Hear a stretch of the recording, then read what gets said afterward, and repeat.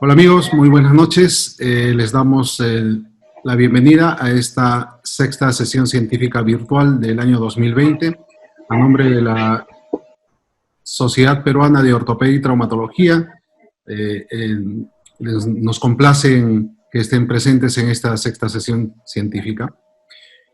Como ustedes habrán visto en la página web y en el video en la ficha que estábamos promocionando, el día de hoy vamos a tener una sesión científica que tratará el tema básicamente de problemas y soluciones en fracturas pertrocantéricas inestables de la cadera. Vamos a tener la participación en esta oportunidad de las filiales de la Sociedad Peruana de Ortopedia y Traumatología. Tendremos a la filial de Arequipa, a la filial de Ica, y tenemos un invitado especial que viene desde Inglaterra, que en breves minutos vamos a presentar. Antes de dar inicio a esta sesión científica, por favor, pudieran ahí alguien apagar el micrófono para... queremos, mencionar que todos sabemos que en estos tiempos difíciles de esta pandemia tenemos a muchos amigos y muchos familiares que están, afectados por esta enfermedad.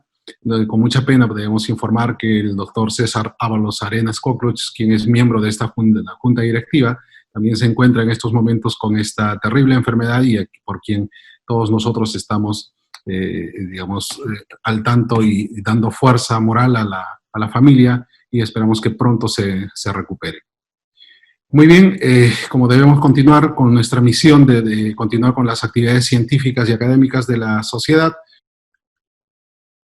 Muy bien, muchísimas gracias a nuestros auspiciadores. Vamos a dar pase a la sesión científica virtual de esta noche. Como todos sabemos y hemos visto, el tema que vamos a tratar el día de hoy son básicamente problemas y soluciones en las fracturas pertrocantéricas inestables de la cadera. Vamos a tener a 3 panelistas, como les había mencionado. En primer lugar estará el doctor Edgar Poco, quien representa al Hospital Regional Honorio Delgado de Arequipa, y luego tendremos al doctor Martín Bustamante del Hospital Augusto Hernández Mendoza de Salud de la ciudad de Ica. Y finalmente al doctor Juan de Dios Robinson, que viene de West Ham Park Hospital de Inglaterra, quien nos mostrará también su experiencia en el manejo de este tipo de fracturas. También vamos a contar el día de hoy con un panel de lujo, con amigos muy experimentados en el tema de las fracturas pertrocantéricas de cadera, quien también nos ayudarán con, tanto con las preguntas como con algunos comentarios y opiniones. Tenemos al doctor Guillermo Reynoso, quien es uno de nuestros médicos quizás con mayor experiencia en nuestro medio, quien fue presidente del capítulo AO Alumni Perú, y además también trustee de la Fundación AO en Latinoamérica, y quien trabaja actualmente como coordinadora en la Clínica Internacional de San Borja, y a su vez es muy amigo nuestro y tiene mucha experiencia en este tema. Además también tenemos al conocido y reconocido doctor Marcelo Lizárraga, quien es presidente de la Sociedad Peruana de Ortopedia y Traumatología, también con mucha experiencia en el manejo de las fracturas de cadera, quien labora en el Hospital Central, entre el Hospital Militar Central, y además es director en la Clínica San Bernardo. Así que a todos ustedes en nuestro panel de lujo, bienvenidos a esta sesión científica, y vamos a dar inicio. No sin antes hacer mención que la coordinación de esta actividad cae en la persona del doctor Guillermo Vietkovic, quien es nuestro secretario de filiales, y a quien le agradecemos también la excelente coordinación que ha hecho para que esta actividad se pueda dar a cabo, y teniendo a todos los panelistas muy bien alineados en este tema que vamos a dar inicio a continuación. Muy bien, entonces, para empezar, queremos primero pasar una pregunta para más o menos tener una idea de más o menos de lo que vamos a hablar, y quisiéramos que todos los participantes que nos están viendo en este momento puedan responder una muy breve encuesta, y así nosotros tener una idea de qué es lo que están utilizando con respecto a las fracturas pertrocantéricas en este momento. Tienen aquí una pregunta en su monitor que nos dice, ¿cuál es el tratamiento de elección para las fracturas intertrocantéricas inestables en su práctica diaria? ¿Qué es lo que hacen ustedes en el día a día? Les llega una fractura pertrocantérica inestable y lo que utilizan es A, fijación externa, B, una osteotomía valguizante, C, un DHS, D, un clavo intramedular o una placa bloqueada de fémur proximal. Respondan la que ustedes habitualmente utilizarían. No veamos lo ideal, sino lo que está en nuestro medio y regularmente hacemos todos los días. Tenemos unos segundos para responder la pregunta.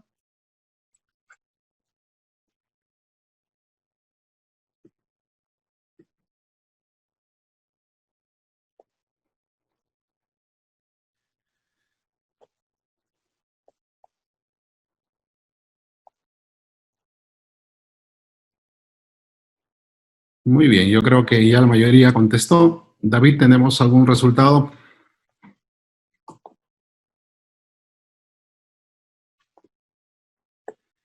Muy bien, como pueden ver ustedes, vemos que el 40% utiliza clavo intramedular, un 36% un DHS, todavía un 8% la osteotomía valguizante, un 14% las placas bloqueadas de fémur proximal y en un 2% la fijación externa.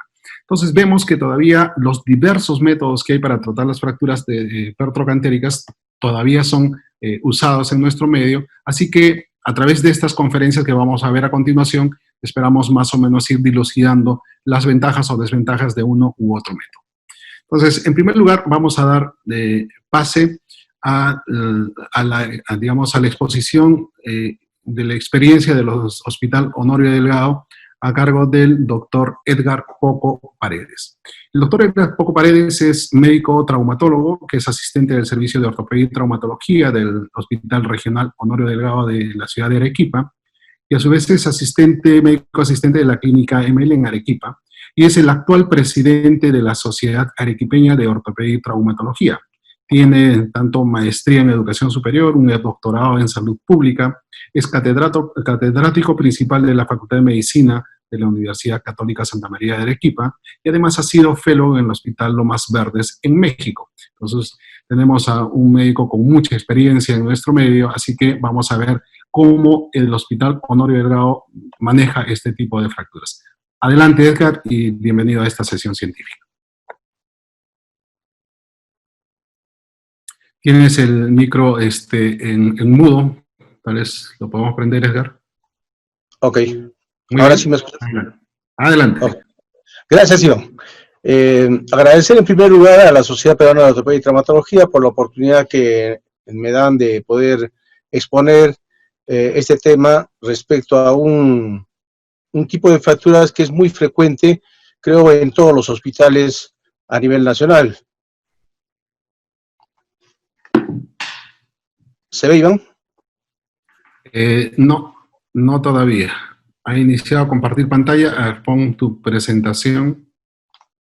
Ahora sí. Ahora sí, ya, ok. El tema que me han propuesto hacer es hablar en primer lugar sobre definiciones, clasificaciones y perfil epidemiológico.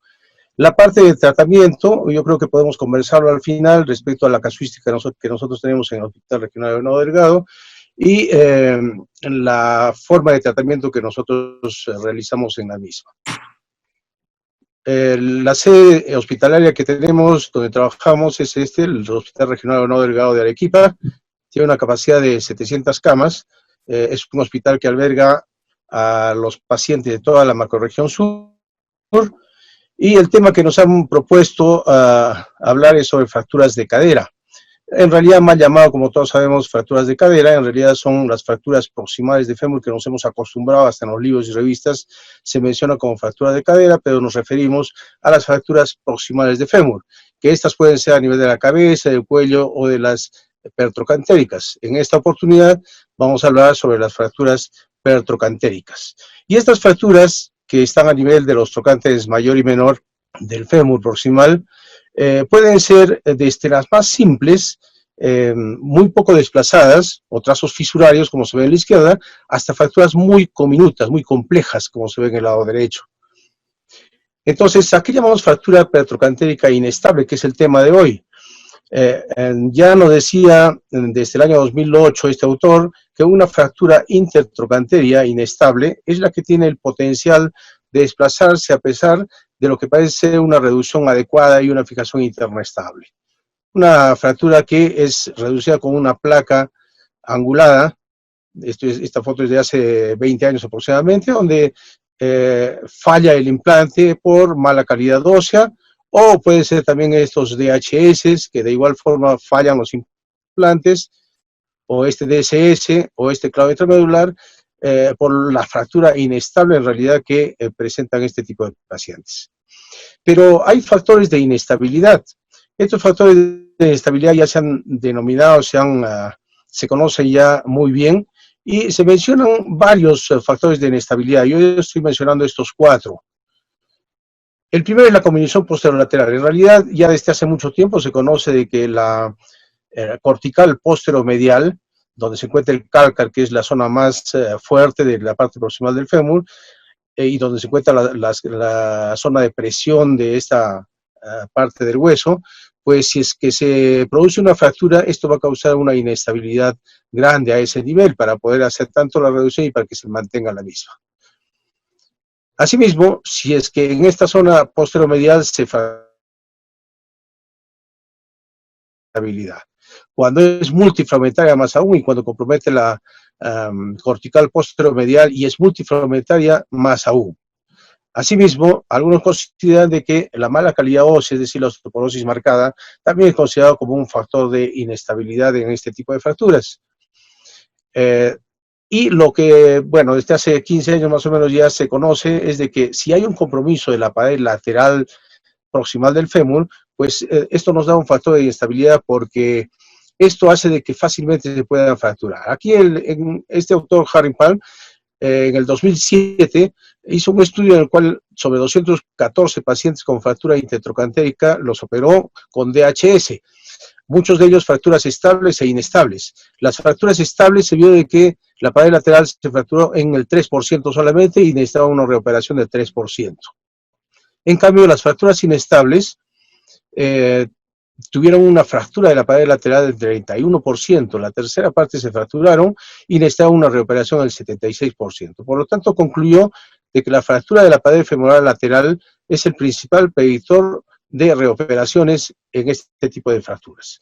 Y en el año 2013, sobre 208 pacientes con fractura intertrocantérica, fíjense, estables, de la clasificación AO 3.1, A1, A2, operados con DHS, concluyeron de que el grosor de la pared lateral contribuye significativamente a la fractura de la pared lateral postoperatoria. Es decir, que el valor umbral del grosor de la pared lateral para el riesgo de desarrollar una fractura secundaria de la pared lateral determinaron que fue de 20.5 milímetros máximo. Es decir, que si tiene menos de 20.5 milímetros, hay un alto riesgo de que esto se fracture, convirtiéndose en una fractura inestable. ¿Y cómo se mide este grosor? Pues del promontorio del fémur hacia abajo 3 centímetros y en el eje del cuello femoral en 130 grados se mide esta longitud que debe ser menos de 20.5 milímetros. En el caso de que sea menos de 20.5, pues es inestable. Si es más de 20.5, sería estable esa fractura. Entonces aquí, por ejemplo, en esta fractura, pues tenemos mucho menos de 20 milímetros y por lo tanto se convierte en una fractura inestable. El otro factor es la extensión de la región subtrocantérica, es decir, una fractura de trazo invertido o una fractura que vaya hasta la región subtrocantérica también es considerada como una fractura inestable. ¿Y para qué determinamos si una fractura es inestable o no? Pues es importante para el pronóstico y sobre todo para poder planificar el tratamiento quirúrgico, determinar la técnica de reducción, determinar qué opciones de implante vamos a poder utilizar y hacer algunos ajustes en cuanto al tratamiento postoperatorio. No todos los pacientes son iguales y dependiendo de cómo nos quede una fractura inestable, pues vamos a indicar el tratamiento postoperatorio. Y es importante porque el 50% de todas las fracturas de cadera son fracturas intertrocantéricas y de estas el 50-60% son fracturas inestables. Es decir, una gran proporción de las fracturas proximales de fémur son fracturas intertrocantéricas e inestables. La clasificación de las fracturas petrocantéricas, ya Müller nos decía, una clasificación de las fracturas solo es útil si considera la gravedad de la lesión ósea y si es que ésta sirve como base para el tratamiento de la evaluación de los resultados.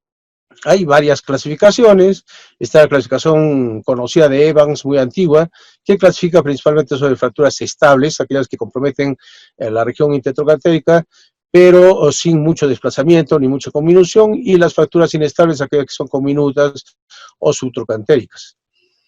La clasificación de Boy y Griffin, de igual forma, clasifica en 4 tipos, de los cuales el primero es estable y los otros, por su conminución y por el trazo subtrocantérico, son inestables. La clasificación de Kay y Ustilo, muy similar, que clasifica también en 4 tipos. La primera es estable, la segunda también porque tiene mínima conminución, pero las otras dos, la tercera y la cuarta, son inestables por su conminución. La clasificación de Tronzo se utilizó mucho hasta hace 15 o 20 años. Yo todavía me acuerdo cuando hice la residencia en el Hospital Loaiza, utilizaba mucho la clasificación de Tronzo, la cual clasifica en 5 tipos.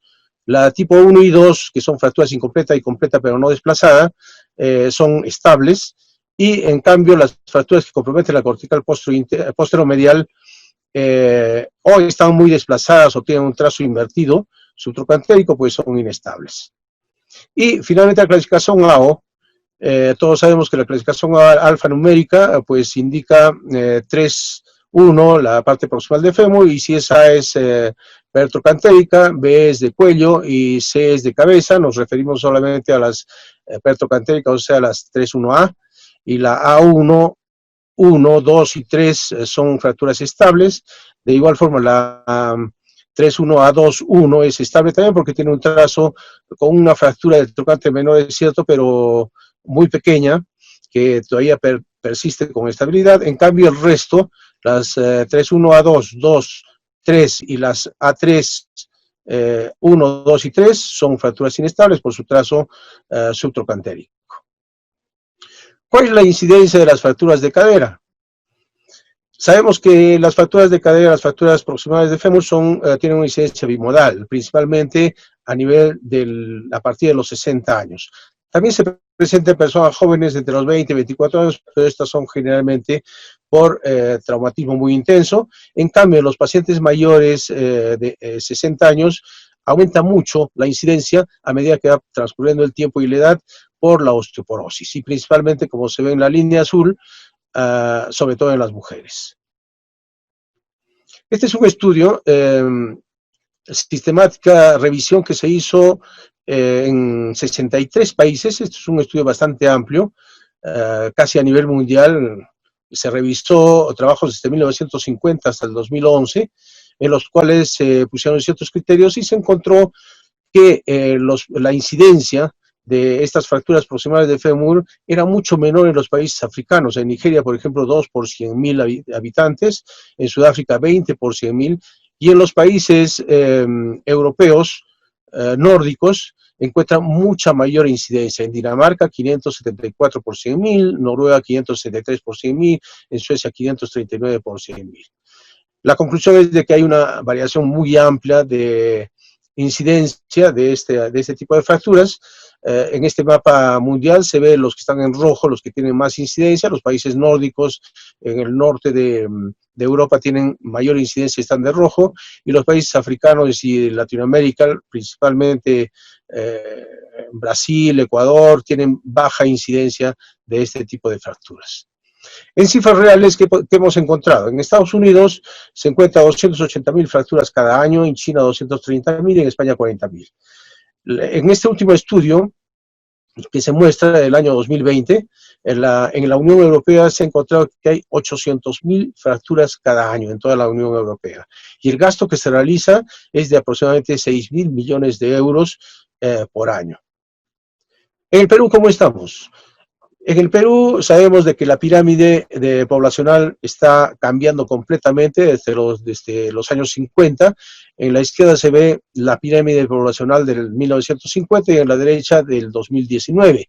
Fíjese cómo ha cambiado la base, ya no es de tanta cantidad de población infantil, sino que está aumentado a nivel de la población adulta, de la población anciana, es mucho mayor. Entonces, desde el año 1950, que era 5.7 de la población adulta mayor de 60 años, actualmente es 10.7%. La población, actualmente tenemos una población de 32.625.000, la población mayor de 60 años sería 3.345.000. Por lo tanto, en el año 2002 un estudio reveló que una tasa de incidencia de fractura de cadera de 444 por 100.000 mujeres era la incidencia en nuestro país. Es decir, que en la población mayor de 70 años, la cantidad de fracturas aproximadas en nuestro medio y a la actualidad sería de unos 12.000 a 15.000 pacientes cada año. Y hemos encontrado algunos datos de algunos hospitales. Por ejemplo, en el Hospital Central de la Fuerza Aérea del Perú, hemos encontrado que se hizo este estudio en el año 2017, de enero a junio, o sea, en medio año, y se encontraron 77 pacientes. En el Hospital Daniel Alcides Carrión, en el año 2014, encontraron de enero a diciembre 158 pacientes con fracturas de cadera. Y de enero a junio, o sea, en medio año del 2013, en el Hospital Cayetano Heredia, 79 pacientes. En Arequipa, ¿cómo vamos? En Arequipa, en el Hospital Regional de Leonardo Delgado, este estudio se hizo en el año 2014-2015, encontraron de que de 924 hospitalizaciones en el servicio de ortopedia y traumatología en todo el año, el 12.77% eran fracturas proximales de fémur, es decir, 181 pacientes en todo ese año. Hay otro estudio que se hizo el año pasado, en el cual se encontró que habían 210 pacientes con fracturas proximales de fémur que se operaron en el servicio de traumatología durante el 2019. En el Hospital Carlos Alberto Seguín de Salud de Arequipa se encontró este estudio del año 2018, en el cual se encontraron de enero a diciembre de 2018, se operaron 94 pacientes.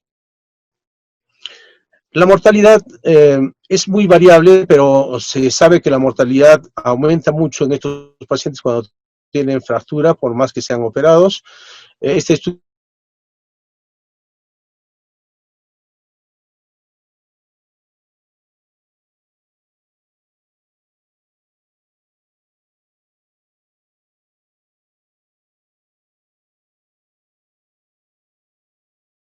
muestra con un estudio de 3.992 pacientes que la mortalidad es 10% y al año de 33%.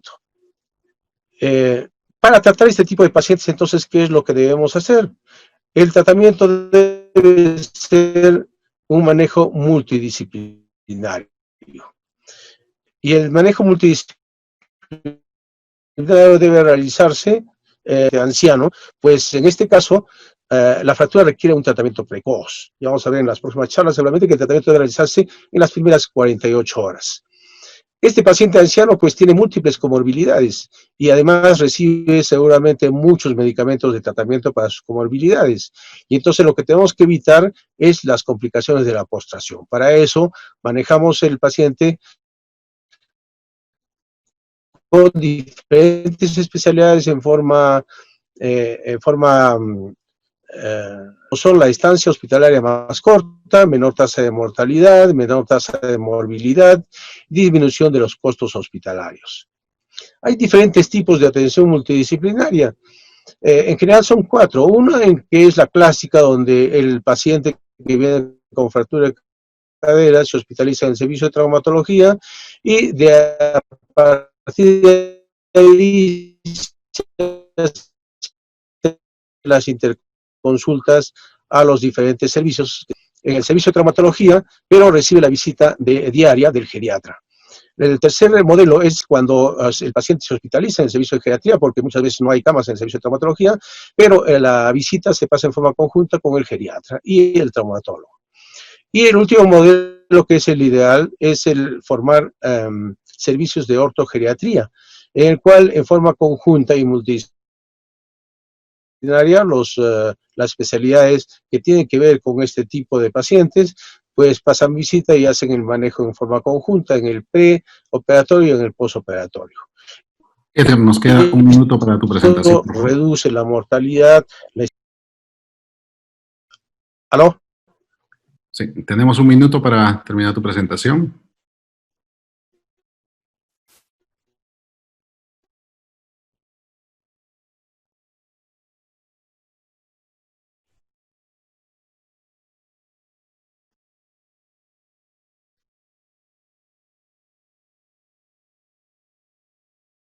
Iván, ¿me decías? Sí.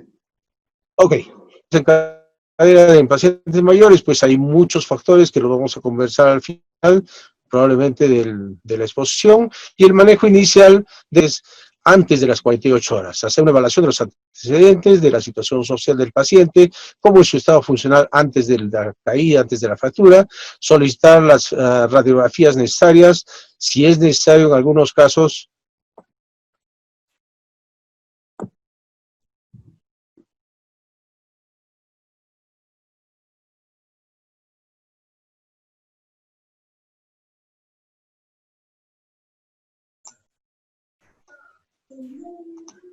Hola. Creo que se me cortó. ¿Se le cortó? Edgar. Creo que su internet está un poquito inestable, ¿no? Creo que ya estábamos también en las conclusiones. Entonces, sí, su internet es un poquito inestable. Edgar. ¿Me escuchas, Iván? Sí, la última parte no se te escuchó por el tema del internet que estaba un poquito inestable. Quizás quieras hacer... Ahora sí, te decía, no te habíamos escuchado la última parte porque tu internet está un poquito inestable. ¿Sí podrías repetir las conclusiones, por favor? Ok. Entonces, el manejo...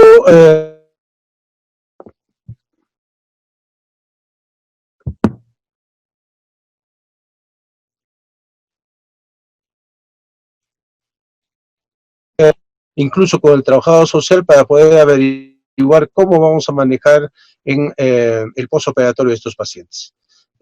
Me quedan 2 slides, pero no puedo ingresar todavía. Yo creo que podríamos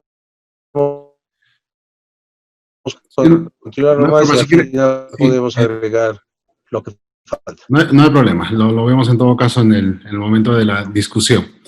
Muy bien, entonces, ahora antes de pasar a la siguiente exposición, también queremos hacerles una nueva encuesta para que más o menos todos podamos participar. David, ¿tienes ahí la segunda encuesta ya lista, por favor? Listo, ya está libre. Muy bien, recuerden que estamos hablando de fracturas pertrocantéricas inestables y vamos a ver ahora una encuesta acerca de qué es lo que harían ustedes con una fractura pertrocantérica inestable. David.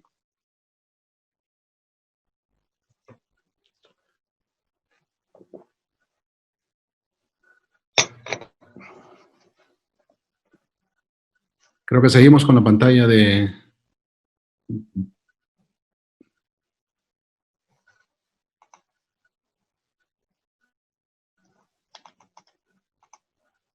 David.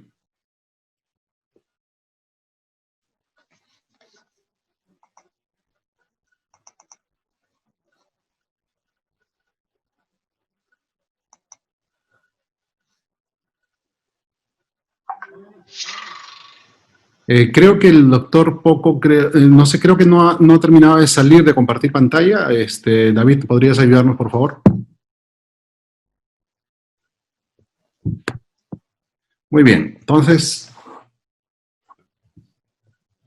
la pregunta era, ¿cuántos días en promedio esperamos para operar a los pacientes con fracturas pertrocantéricas inestables?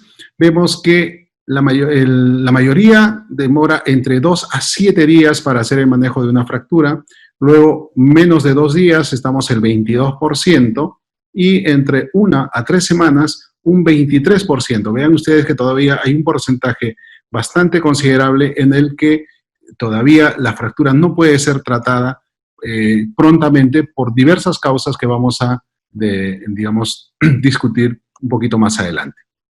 Muy bien, entonces, seguimos entonces con nuestra...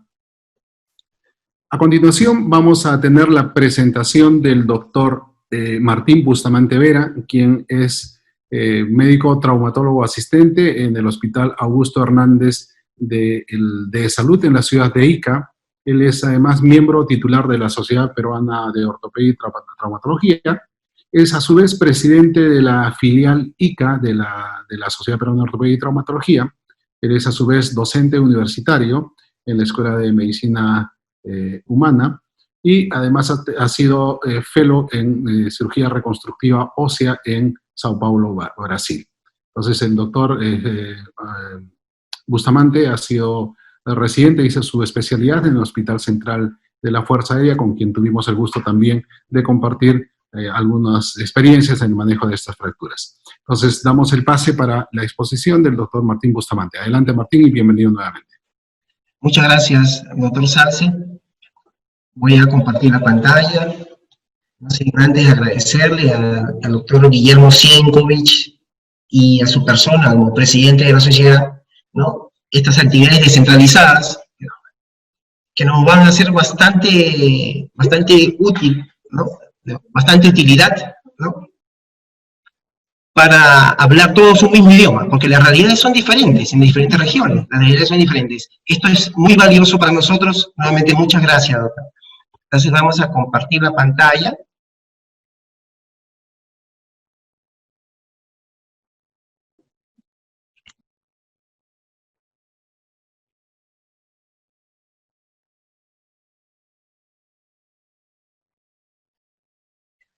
¿Se puede ver? Perfecto. Ya, correcto. Bien, entonces el tema, pues, planteado fue problemas y soluciones de fracturas pertocantéricas inestables, ¿no? ¿Y nosotros cómo la manejamos? Fue la pregunta, ¿no? Trabajamos en el Hospital 4 de Salud, acá en la ciudad de Ica. Bien, pero la generalidad es muy pasar rápido, porque el doctor Poco me ganó en esto, muchas gracias. En el censo del 2017, que es el último censo nacional, tenemos 850.765 habitantes en toda la región de Ica. Nosotros también atendemos pacientes que vienen de Ayacucho, tiene 600.000 habitantes, y 400.000 habitantes que tiene Huancavelica, ¿no? Más o menos 1 millón más de personas que en potencia atendemos. Dentro de los adultos mayores, tenemos mujeres 51.000 y hombres 47.100. Miren, casi 100.000 adultos mayores que son potenciales pacientes que van a recurrir por fracturas de cadera. Y esta pirámide poblacional, miren el cambio que ha experimentado, ¿no? Estas son la fuente del INEI. Miren, en 1970 la pirámide como era una punta, y en el 2015 va cambiando la forma, ¿no? Se va ensanchando arriba, y en 2050 hay un buen porcentaje de pacientes adultos mayores. En salud se calcula que el 12 a 16% de las mujeres peruanas mayores de 50 sufrirán una fractura de cadera al año, ¿no? Se desconoce la incidencia real de fracturas de cadera en el Perú. No es muy abundante la población peruana, no es abundante, perdón, los trabajos de investigación. Pero, ¿cuál es la situación en el Perú en cuanto al tiempo postoperatorio, ¿no? Según el trabajo de investigación titulado Fractura de cadera en adulto mayor, la epidemia ignorada, perdón, esto desarrollado en el Hospital Nacional Cayetano Heredia, habla de un tiempo mayor de 2 semanas, fíjese, mayor de 2 semanas, ¿no? Ojo con ese dato. La mortalidad en Estados Unidos, por ejemplo, estudiado desde el año 86 hasta el 2004, experimenta una curva con un ligero detrimento, ¿no? Tenemos que en 1986 tenía un 24% de mortalidad, ¿no? Y este disminuyó en 8.8%, con un P significativo, bajando a 21.9% en el 2004. Pero esto es, pues, en las mejores condiciones, ¿no? Y con todas las facilidades que tiene la medicina americana.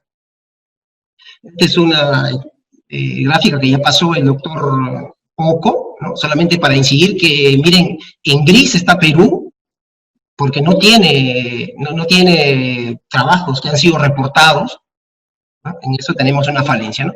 Miren acá, esta es la biomecánica. En la biomecánica vamos a ver el modelo de Koch y el modelo de la banda iliotibial. El famoso modelo de Koch, que no es Robert Koch, ¿no? Es de John Koch, habló acerca de que había 2 planos, un plano de tensión y un plano de compresión. Él hizo este trabajo en modelo experimental, aplicando 100 libras de proximal a distal. Y él verificó que las fuerzas de compresión se daban a nivel de la cortical medial, y las fuerzas de tensión se daban en la cortical lateral. Bueno, esto no tiene nada de nuevo, ¿no? Esto lo sabemos todos, publicado en el Journal Anatomy del 1917, de más de 100 años, ¿no? Lo nuevo es que no se considera la función de las partes blandas. Más adelante, ¿no? Este nuevo estudio que incorpora el modelo de banda de tensión, ¿no? Nos habla acerca de la bandeleta iliotibial. Esta bandeleta iliotibial se inserta arriba en la espina ilíaca anterior-superior y en el ilion anterior, y va hasta el tubérculo, ¿no?, de Jerdí, abajo en el aspecto lateral de la rodilla. Este concepto relativamente nuevo de banda de tensión también fue incorporado por el grupo AO. El grupo AO nos habla de una banda inelástica, que al ser sometida a tensiones, puede crear una fuerza, una carga compresiva medial. Miren ese cambio de concepto. Y aquí podemos explicarnos la importancia que ha adquirido últimamente, ¿no?, los criterios de inestabilidad al considerar la fractura de la pared lateral y la fractura del trocánter mayor. Entonces, el incorporar la banda iliotibial a la biomecánica normal de la marcha, es importante tener en consideración esto en los amputados, por ejemplo, ¿no? Vemos que un amputado por debajo de rodilla, el gasto que requiere para movilizarse es solamente 10%, porque preserva la inserción distal de la banda iliotibial. En cambio, el amputado por encima de la rodilla, al no conservar la bandeleta iliotibial, él tiene que consumir un 40% para poder caminar. Esta clasificación, ¿no?, la clasificación AO, ¿no?, lo trascendente, lo importante es que las A2.2 en adelante se consideran inestables. ¿Y por qué? Simplemente porque hay compromiso de la pared posteromedial. En la A2.2 tenemos un fragmento intermedio, en la A2.3 varios fragmentos intermedios, ¿no? La clasificación de Cayley, más simple, ¿no?, la 1 y 2 son estables, la 3 y 4 son inestables, ¿no? Es el perfil del paciente que recibimos en nuestro servicio, ¿no? Como debe ser el perfil en la mayoría de los hospitales a nivel nacional, ¿no? Generalmente son pacientes mayores de 70 años, con una proporción de 3 a 1, mujer a hombre, que tiene 2 o más comorbilidades, una baja energía como mecanismo de evaluación, y una relación en cuanto a las mediales de 1 a 2. Ocupan en el servicio de traumatología de nuestro hospital un 20 a 25%, con una mortalidad que ya se dijo también, que llega al menos al 30%, es una alta mortalidad que debemos de abordar, ¿no? ¿Y cuántos recuperan el estado de prefractura? También es importante, ¿no? Recuperan el estado de prefractura un 45%, y se someten a cirugía de revisión un 30%.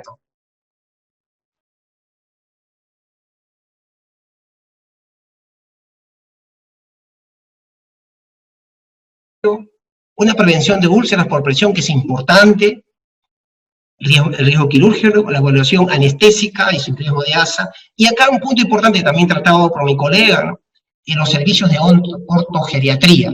¿Por qué los servicios de ortogeriatría deben de ser más expeditivos en los hospitales? Porque hablamos de un síndrome geriátrico. El síndrome geriátrico, ¿no?, es aquel síndrome en el cual la fractura de cadera solamente es la punta del iceberg nada más. Atrás viene un cortejo de morbilidades que van a incidir, ¿no?, en el tratamiento y en el pronóstico. La tracción de las partes blandas, según el último guía, ¿no?, de la JAOS, habla acerca de que no tiene una fuerza, tiene una fuerza de recomendación moderada. Realmente no deberíamos aplicarlo, no se ven incidencias y en metaanálisis tampoco ofrece mayor beneficio y no disminuye el uso de analgésicos para el dolor. Esta última guía se ha hecho a base de 15.000 resúmenes y 1.700 evaluaciones de textos completos, por eso debemos de considerarla, ¿no? El tiempo de ingreso, entre el ingreso y la cirugía es mínimo de 7 días en el hospital, si no es más. La evidencia moderada, ¿no?, apoya que la cirugía debe hacerse dentro de las 48 horas posteriores al ingreso. La mayoría de los estudios favorecen mejores resultados en cuanto a mortalidad, dolor y complicaciones, siguiendo los lineamientos de última guía americana. ¿Cuál es la realidad peruana? La realidad peruana es que, por ejemplo, en este trabajo del Hospital Cayetano Heredia, una mediana de 18 días de espera, en el Hospital Guillermo Amenara en 2015, 17.6 días de espera para poder entrar a cirugía. La profilaxis antibiótica, pues la cefazolina, como todos sabemos, ¿no? La hemos usado, ¿no? Inyección anestésica 30 minutos antes, y continúa 1 gramo cada 8 o cada 12 horas, ¿no? Una revisión sistemática de ensayos aleatorios indica que la administración profiláctica de antibióticos en pacientes que sufren una intervención se van a beneficiar con la administración de este antibiótico, ¿no? Con un nivel de evidencia de la guía escocesa. Profilaxis antitrombótica también tenemos la enoxaparina, 40 miligramos subcutáneo, con una evidencia moderada. El tratamiento quirúrgico, ¿no? Actualmente es controvertido, ¿no? Como lo vamos a ver, ¿no? Las fracturas estables, las placas y tornillos, o DHS, y el clavo intramedular para femoproximal en sus diferentes modelos. Y dentro de las fracturas inestables, ¿no? El clavo intramedular de femoproximal tiene una evidencia moderada de aplicación según esta última revisión, según esta última guía. Nos habla, ¿no?, que la mortalidad y el score funcional son similares entre dispositivos extramedulares y cefalomedulares. Papássimos y colaboradores evaluaron el tratamiento con tornillo deslizante de cadera y clavo cefadomedular y no encontraron diferencias respecto a la consolidación ni el otorgo de la función previa. Adam comparó un dispositivo cefadomedular con una placa de tornillo deslizante en fracturas tanto estables como inestables. Encontraron que el uso de un dispositivo intramedular se asociaba a un mayor riesgo, pero no significativo, de complicaciones postoperatorias. Pero ¿cuál es la investigación futura que plantea esta última guía americana? Plantea que no hay estudios de alto nivel, ¿no?, y que estos son necesarios para llegar a un consenso. La tendencia actual para aumentar el uso de dispositivos cefalomedulares no se ve sustentada con la literatura. Pero sin embargo, en encuestas americanas, la mayoría de los cirujanos americanos se inclina por los dispositivos intramedulares. Pero ¿con qué implantes contamos en el hospital? Con una placa de tornillos deslizante de cadera de 135, una placa condyle de 95 grados, la placa angulada O de 130, y la de 95, y la prótesis de torso. No contamos con intensificador de imágenes, y contamos con un equipo de rayos X intraoperatorio, a pesar que hacemos cirugías mayores, hacemos reflejos totales de cadera y rodilla, tenemos dificultades en adquirir clavos intramedulares. ¿Cómo tratamos entonces las fracturas inestables, no? Bueno, el paciente menor de 70 años activo, una reducción anatómica más su fijación con DHS de indicación, ¿no? Pero cuando tenemos un paciente de igual o mayor de 70 años, poco activo, no dudamos en realizar la osteotomía, la clásica osteotomía de Diamond-Houston, ¿no?, que nos ha deparado resultados bastante alentadores, digamos, ¿no?, siendo tan antiguo, ¿no? De hecho, Diamond habló que en su artículo que bajaba la incidencia de complicaciones del 50 a un 8%, ¿no? ¿Por qué? ¿Por qué hacemos nosotros esto? ¿Por qué nos inclinamos por esta cirugía?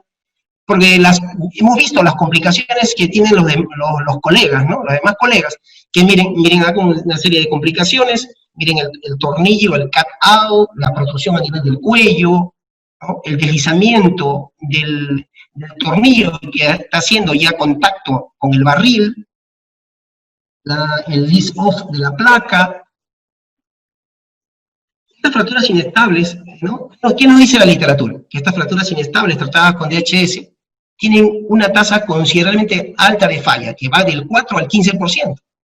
Otro trabajo nos dice que una DHS más reducción anatómica se ha descrito telescopado del cuello con lateralización de trocánter mayor e importante acortamiento, a pesar de ser una reducción anatómica, ¿no? Sabemos que el DHS va a terminar una reducción no anatómica, ¿no? Va a terminar prácticamente igual que una osteotomía.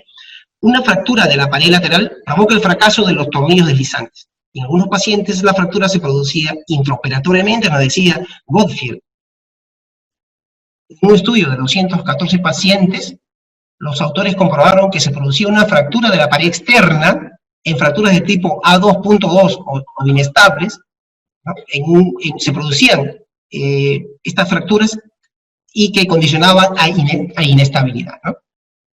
Las tasas de fracaso de los tornillos de compresión oscilan entre un 6 y un 56%, siendo el fenómeno de corte o el cut-out el modo de fracaso más habitual.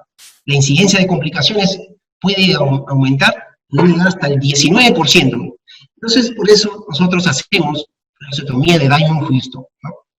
Y ya sabemos por todos, pasamos de una configuración inestable a una configuración estable, ¿no?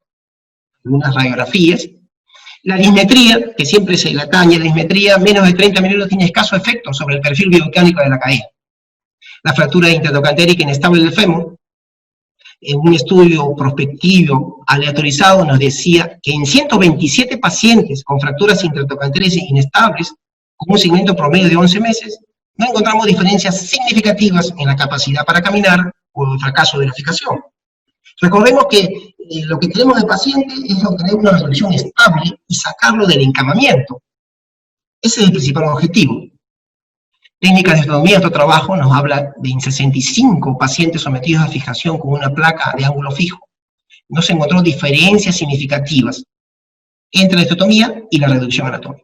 En 465 pacientes sometidos a fijación con un tornillo deslizante, compararon la osteotomía versus la reducción, no hubo diferencias estadísticas significativas, o sea, un P menor de 0.01, en cuanto a mortalidad, morbilidad o medidas de deformación. Pero ¿qué dicen los trabajos de investigación en el Perú? Tenemos que de 35 fracturas intertrocantéricas inestables en el Hospital Guillermo Almenara, 20 se trataron con DHS y 15 se usó la osteotomía de medialización. En el Hospital La Vida C. Grande del Callao, el 61.25% de los pacientes no fueron operados por demoras administrativas, por carencia de medios económicos o porque padecían enfermedades concomitantes. O sea, aquí ya viene un problema ya social, un problema socioeconómico que también hay que tener en cuenta, ¿no? También hay que tener en cuenta. Este otro trabajo, ¿no?, del Hospital Loaiza, nos hablan que se usaron 15 prótesis parciales, 12, 15 placas anguladas y apenas 6 clavos placa DHS, ¿no? En Arequipa, en el Hospital Nacional Carlos Alberto Seguín, ¿no?, se usó 5 clavos cefalomedulares en el periodo de un año, DHS o DCS 64, pero este procedimiento no estuvo exento de complicaciones, llegando casi al 31% con el uso, ¿no?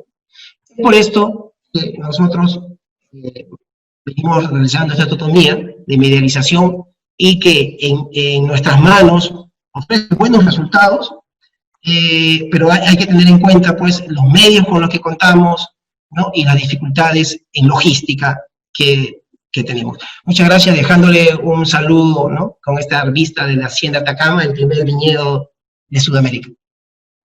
Muy bien, muchas gracias Martín, muy excelente tu presentación. Muy bien, vamos a ver ahora, antes de pasar a la tercera exposición de la noche, vamos a tener también una breve encuesta para ver cómo hacemos nuestro manejo del paciente en forma integral. Tenemos ahí la última encuesta, por favor. Entonces, a ver, respondamos todos, por favor, ¿cómo hacemos el manejo postoperatorio en nuestro paciente con este tipo de fractura? ¿Lo manejamos solo como traumatólogos, con el servicio de ortopedia y traumatología o en forma individual, o a su vez lo trabajamos con el apoyo de geriatría? Y también, o la opción C, si tenemos un servicio ya definido de ortogeriatría, quien hace el manejo conjunto de nuestros pacientes. A ver con sus respuestas, por favor, A, B o C. ¿Qué es lo que hacemos o qué es lo que pasa en nuestro medio, en nuestros hospitales?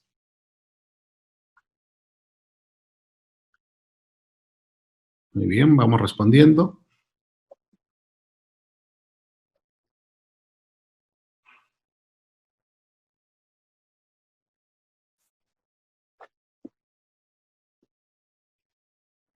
Muy bien, creo que... A ver, vamos a ver.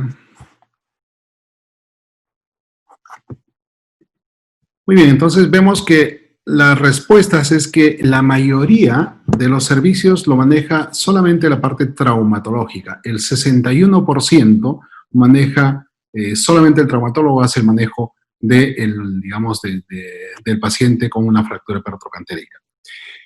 El 32% lo maneja con apoyo de geriatría y tan solo un 6% tiene los servicios ya definidos de ortogeriatría. Entonces, con estos datos vamos a conversar más adelante acerca de cómo sería el manejo ideal de nuestro paciente operado con una fractura perotrocantérica. Muy bien, entonces, vamos a dar pase a la tercera exposición de la noche. Vamos a invitar al doctor Juan de Dios Robinson, quien nos envía un currículum impresionante que demoraría, creo, casi como una presentación para poder hacer.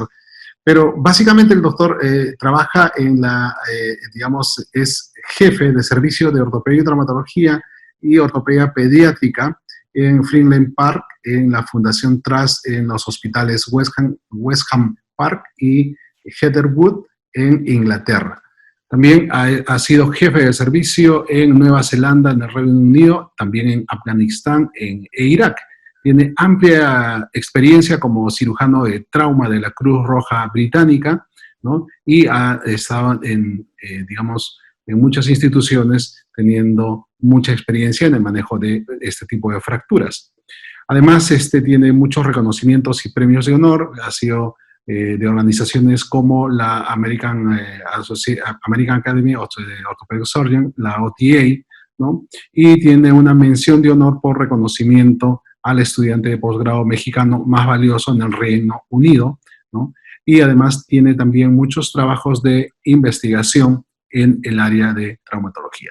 Una de las áreas más importantes que realiza también, o que ha realizado dentro de su currículum, más de 500 procedimientos en Afganistán, incluidas reducciones de fracturas de caderas abiertas y cerradas y cirugías de acetábulo, como otras fracturas graves. Entonces, el doctor además realiza conferencias en Nueva Zelanda, en Reino Unido, en Canadá y en Estados Unidos acerca de su experiencia personal. Además, es instructor del ATLS y tutor en la Universidad de Edimburgo en la maestría de Ciencias Quirúrgicas, así como profesor de la Facultad de Medicina de la Universidad St. George en Londres. Entonces, como vemos, tenemos un amplio currículum y sobre todo vamos a tener el placer de escuchar su presentación acerca de cuáles son los problemas y soluciones para las fracturas perotrocantéricas inestables de la cadera en su hospital en Inglaterra. Juan de Dios, bienvenido nuevamente al Perú en forma virtual. Escuchamos tu presentación con mucha expectativa. Adelante, por favor. Muchas gracias. Buenas noches. ¿Me pueden oír? Sí, te escuchamos. Perfecto. Pues, buenas tardes, damas y caballeros. Saludos desde Inglaterra, en el Reino Unido. Muchas gracias a la Sociedad Peruana de Ortopedia y al doctor Segrech, un amigo de varios años ya. Yo soy cirujano ortopedista y traumatólogo en el Reino Unido. Es un hospital entre las ciudades de Oxford y Londres. Los servicios de salud en el Reino Unido, en su mayoría, son un servicio público sin costo al usuario que se financian a través de los impuestos.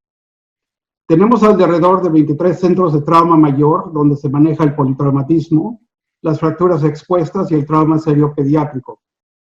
Estos centros trabajan al centro de una red de trauma con hospitales de segundo nivel que atienden a la mayoría de la población. En estos últimos es donde la mayoría de las fracturas que nos ocupan hoy en esta plática se atienden. ¿Qué vamos a platicar hoy? Pues mi misión es hoy contarles lo que hacemos en este lado del mundo. Sospecho que no va a ser muy diferente a lo que hacen ustedes, pero me interesaría escuchar sus pensamientos al final. Aquí son casi las 3 de la mañana, así que espero que me disculpen si en algún momento se me olvida el español. Primero examinaremos el concepto de estabilidad brevemente, porque lo han hecho de forma experta hasta estos momentos. Seguiremos con una consideración de la evidencia detrás del debate sobre el tipo de implantes apropiados, pero también de forma breve. Daré unas sugerencias sobre planificación preoperatoria. Describiré diferentes formas de posicionamiento del paciente y un recordatorio del uso esencial del llamado surgical checklist al principio y al final del procedimiento.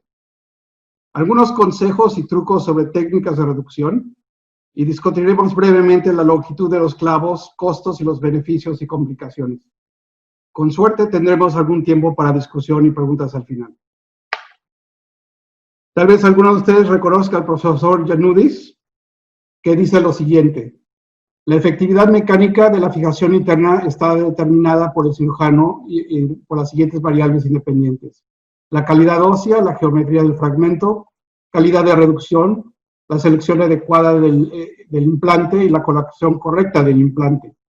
Todos estos son parámetros, dice, que son controlados por el cirujano. Yo, con todo respeto, no creo que la calidad ósea ni la geometría del fragmento realmente sean cosas que puede el cirujano escoger. ¿Y qué hace esta región anatómica que sea resistente a un colapso bajo el peso de una persona? Recordemos que del lado lateral, como se ha mencionado, el fémur resiste la tensión y del medial a la compresión, como se evidencia por las líneas trabeculares en respuesta a la ley de Wolff. Cuando pensamos sobre estabilidad, los temas de interés son el cálcar femoral y el grosor de la pared lateral. El cálcar femoral es la pared vertical de hueso, denso, que se extiende desde la cara posterior-medial del eje del fémur hasta la porción posterior del cuello femoral. Si la fractura incluye conminución de la corteza posterior-medial, la fractura colapsará en varo y retroversión cuando se cargue. Ejemplos de fracturas que se han mencionado son fracturas con un gran fragmento posterior-medial, extensión subtrochantérea, oblicuidad inversa, línea de fractura oblicua que se extiende desde la corteza medial, tanto lateral como distalmente. El espesor de la pared lateral ha sido mencionado hoy también. Hasta 25% de las fracturas pertrochantéricas aparentemente estables tienen una fractura en la pared lateral. Muchas de estas tal vez sean intraoperatorias. Es por eso que medir el espesor de la pared lateral es apropiado. Este se mide, como se ha dicho, desde 13 milímetros distales al tubérculo inanimado y a 135 grados del sitio de la fractura. Recordarles que 20.5 milímetros sugiere riesgo de fractura postoperatoria de la pared lateral. Tal vez no sea inherentemente inestable, pero lo podemos volver inestable de una forma muy sencilla, como poniendo un DHS, por ejemplo. La clasificación de la AO, o también llamada AO-OTA, es sencilla. Por ejemplo, en términos de la clasificación, la fractura A2 se caracteriza por un patrón de fractura con un contrafuerte medial inestable. La fractura A3 tiene una línea de fractura distal a la cresta del basto y por lo tanto es inestable. Hablemos un poco de planificación preoperatoria. Y en esto pueden ver dos placas de rayos X o X-rays. Y lo que está pasando es una tracción manual. El cirujano o su ayudante puede aplicar tracción manual mientras la placa se repite. Esto con el fin de ganar un mejor entendimiento de la personalidad de la fractura. Si uno tiene facilidades como tomografía, podemos obtener una tomografía. Nosotros generalmente no tomamos una tomografía, que en lo personal me parece extraño, ya que sí las obtenemos para otros casos de no tienen mayor consecuencia. En este caso, nos puede ayudar a decidir qué técnica vamos a utilizar. Hemos obtenido imágenes adecuadas y sabemos que estamos lidiando con una fractura inestable. Ahora, a decidir qué es lo que vamos a hacer, cuáles son nuestras opciones. ¿Qué implantes se deben usar en este tipo de fracturas? Existe un debate muy serio entre Norteamérica, y en este caso estoy incluyendo a Canadá, Estados Unidos y México, y el Reino Unido y varias partes de Europa y el mundo al respecto si el DHS es adecuado o no para fracturas pertrochantéricas inestables. Pero ¿qué dice la evidencia? Hemos visto mucho de eso, así que nada más brevemente voy a tocar en algunos papeles. En el 2014, Gregor et al. Dice que las tasas de fracaso del tratamiento de las fracturas 31A3 son definitivamente inestables, con un sliding hip screw, que es el DHS, son demasiado altas para recomendar su uso. Esa tasa de falla es menos probable con el uso de un dispositivo de placa de 95 grados.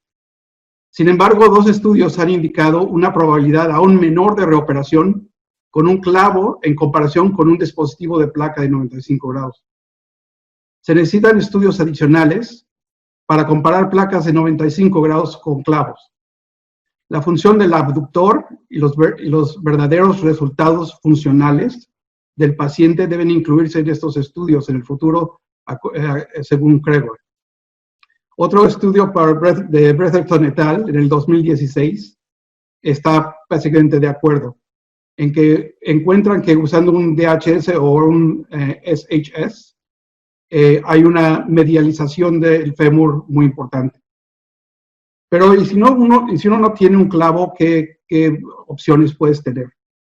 En un estudio de Agmer et al., el DHS con el Trochanteric Stabilization Plate, o el TSP, parece ser una buena opción de manejo para fracturas pertrochantéricas inestables.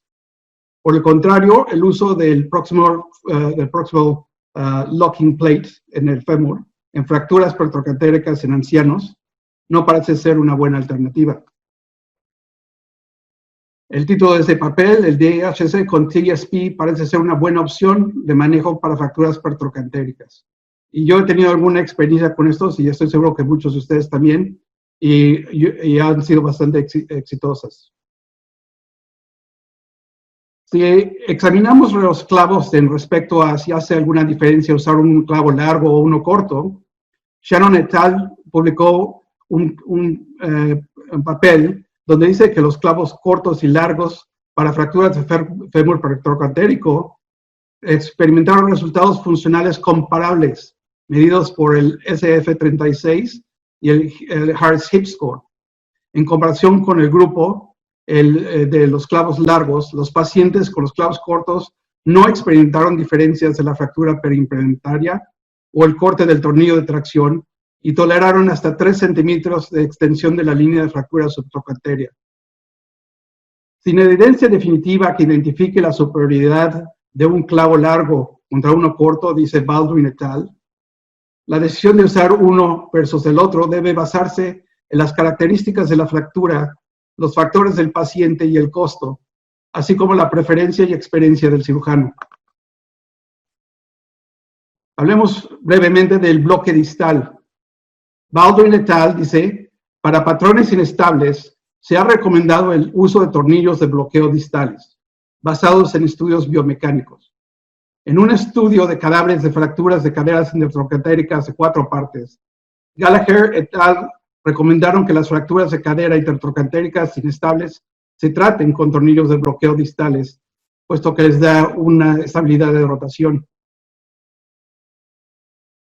¿Y cuáles son los costos y beneficios de estos clavos? En un grupo de pacientes con características y patrones de fracturas similares, el uso de clavos largos se asoció con tasas similares de complicaciones, reingresos y reoperaciones, pero con costos significativamente más altos que con el uso de clavos cortos. Pasemos a otro tema, continuemos con la planeación preoperatoria. Ahora estamos convencidos que vamos a usar un clavo. Vas a escoger qué tipo de mesa vas a querer. ¿Quieres uno de tracción o quieres uno donde puedes operar al paciente de forma lateral?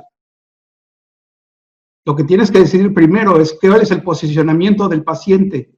¿Lo vas a hacer de cúbito supino o lo vas a hacer lateral? En el cúbito supino, en esta gráfica, por favor noten que el paciente no está totalmente derecho, sino que tiene una inclinación lateral para poder dar un poco de espacio para el punto de entrada. El caso lateral lo vamos a discutir en un poco más detalle brevemente. Es sumamente importante que el drapeo quirúrgico no represente un obstáculo para el cirujano. Cuando el paciente está siendo preparado y posicionado, es importante que quien esté ayudando a drapear al paciente ponga atención, que quede liso, sin bultos u obstáculos. La posición del intensificador es vital. El intensificador de imágenes no debe de estar posicionado como para tomar una lateral o anteposterior de forma normal. debe de estar inclinado aproximadamente 20 grados para darnos un anteposterior y laterales verdaderos.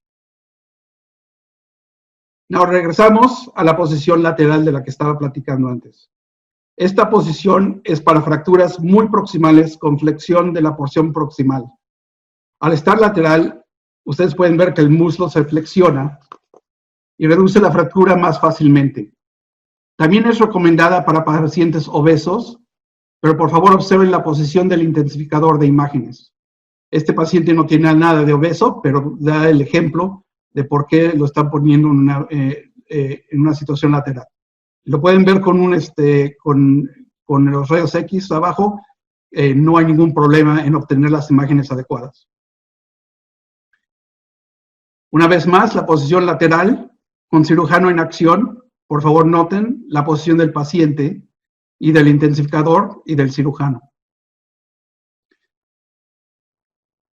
Se hizo un estudio comparando la posición lateral con el decúbito supino y los investigadores se percataron con sus resultados que el paciente sufrió menos pérdida de sangre, menos tiempo de operación, incisión más corta y altas puntuaciones en valores de Harris Score en comparación con la cirugía convencional. Claro, este es un estudio nada más y se necesitan mucho más. Este fue en 2016. Deben tomar un preámbulo o un paréntesis para mencionar sobre esto que es muy importante. La lista de verificación de la seguridad de la cirugía. No olviden hacer la reunión preoperatoria, o como le decimos aquí, huddle, donde se informa al equipo lo que se va a hacer, lo que se necesita, y se le informa al anestesista que se requiere, antibióticos y ácido tranexámico. Cuando el paciente es supuesto en la mesa de operaciones, se confirma su identidad y el plan y se examina el permiso dado por el paciente o consent, firmado por el paciente y por el cirujano.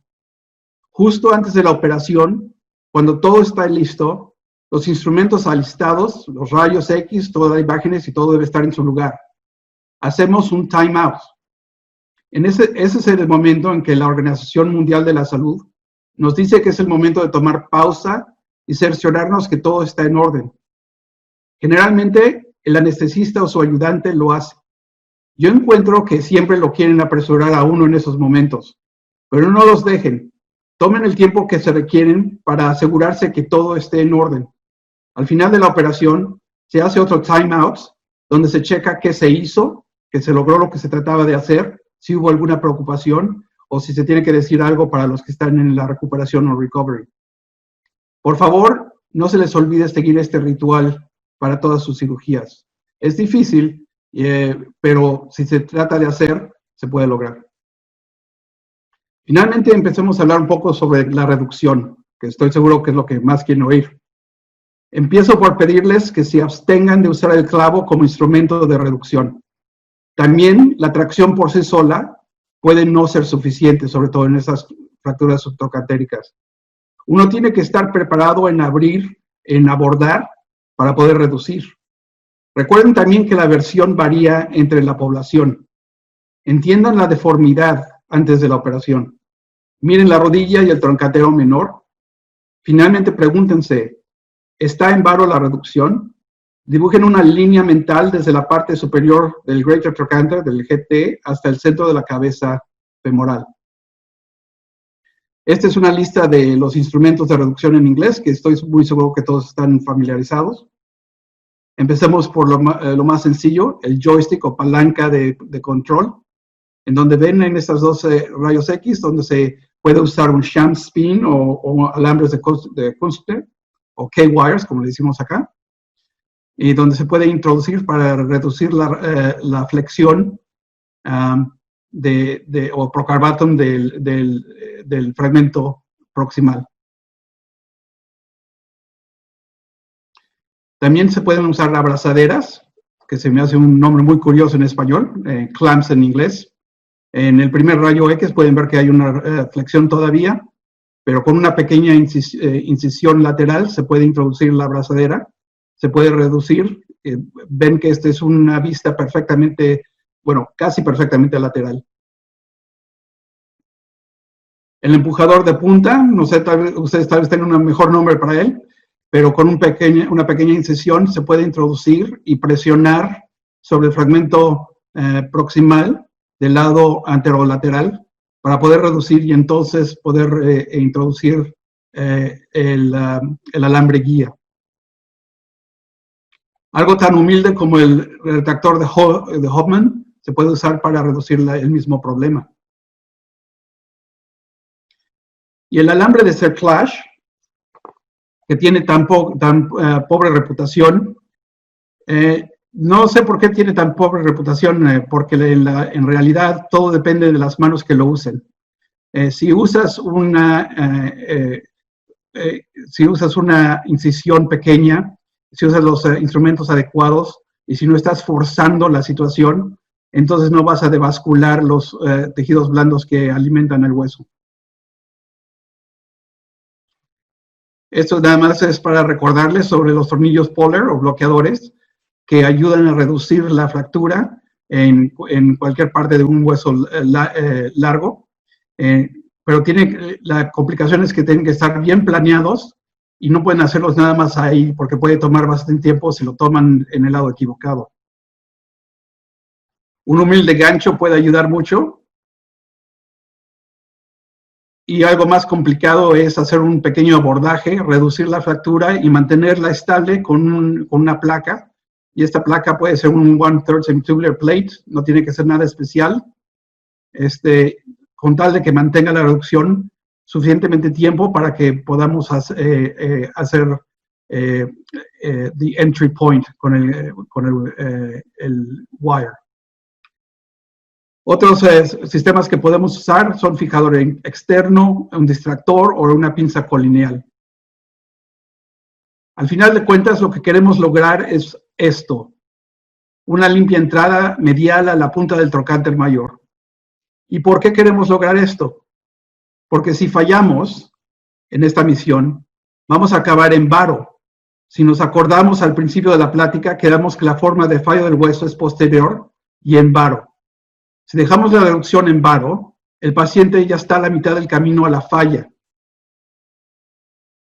Otro error es no percatarse que mientras hacemos la operación, estamos haciendo la entrada más y más lateral y acabamos con el mismo problema que trabajamos tan duro para evitar, la entrada lateral del clavo. Mientras estaba buscando materiales para esta plática, me encontré esta foto. Los que habían presentado esto estaban diciendo que la placa es un mal utensilio para esta fractura. No es la placa, es el TAD, el Tip to Apex Distance, o la distancia entre el implante y la parte más extrema de la cabeza femoral, como ustedes han de saber. Esta es una de las razones más comunes de cutout, y se puede culpar todo lo que uno quiera al DHS, pero si uno usa el DHS bien, se pueden tener buenos resultados. Claro que uno tiene que tener cuidado porque hay un límite a lo que el DHS puede lograr. Otra razón de falla es mal usar el DHS en patrones muy inestables. Claro que otro problema es la reducción en varo. Y como dije antes, un grosor de menos de 2.5 centímetros de la pared lateral es un problema. Y 19% de los clavos resultan en mal rotación. Esto es un ejemplo de un problema que se puede tener también con el clavo. Un clavo largo, pues es más recto que el fémur. La inserción posterior puede provocar pinzamiento anterior. Y como pueden apreciar, se puede hacer un agujero al frente del córtex del fémur. Verifique el cable guía en la vista lateral y verifique la posición de la varilla durante la inserción en el fragmento distal. Otros problemas que se pueden apreciar son de origen técnico, como taladrar de forma en que uno llega casi al pelvis y pues has fabricado un canal en donde se va a escapar tu clavo. Finalmente, quiero recordarles de la mortalidad que han mencionado también. Es del 20 al 30% al año después de una fractura de este tipo. Las demoras aumentan considerablemente la mortalidad. Alguien estimó que son una acumulación de 10% al día de demora. Las comorbilidades aumentan la mortalidad, obviamente, y quería nada más platicar que alguien hizo un comentario sobre la mortalidad después se logra al 20%, pero no se va a poder mejorar eso porque eso ya es mortalidad debido a problemas cardiorrespiratorios que son muy comunes en esta población. Y el apoyo de la ortogeriatría es esencial. La función cognitiva y física previa a la lesión es el mejor predictor de la función postoperatoria. Y no se olviden de la trombosis venosa profunda. El reto es sospechar, diagnosticar y tratar este problema.